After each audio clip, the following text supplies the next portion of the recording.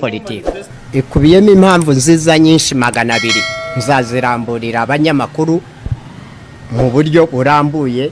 Iya mbere ni ukuzana perezidanse enye zikiyongera kwisanzweho mu majyaruguru, nkabashyiraho perezidanse ikemura ibibazo byaho batiriwe basiragira bazi Kigali.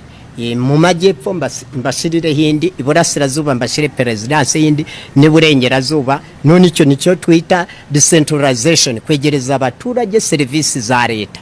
Na immigration uko nzabikora nabo mbegereje, none abashaka ibyangombwa kujya mu mahanga bajye babifatira mu ntara zabo, mu turere twabo, mu mirenge yabo. Urumva ngiye korosha ibintu mu gihugu mu buryo budasanzwe. Urumva ko dusha umusaza w'umunyapolitike mwiza w'amahoro, umukandida ku mwanya w'umukuru w'igihugu cyacu cya Repubulika y'u Rwanda, ukwiriye kukiyobora koko abantu bakumva icyanga cya politike nziza na politike itogotera mu rutirigongo rw'umuntu akavuga kweri wow, iyi ni politiki umusaza Barafinda Sekibo Fred azanye nziza cyane, yikosora izakosora East Africa na Africa n'isi yose. Ni ukuvuga impamvu mfite ni 200 ku Rwanda, n'ibihumbi 200 kuri Africa, n'ibihumbi 20 ku rwego rw'isi. Izo mpamvu nzazirambura. Urakoze cyane Barafinda.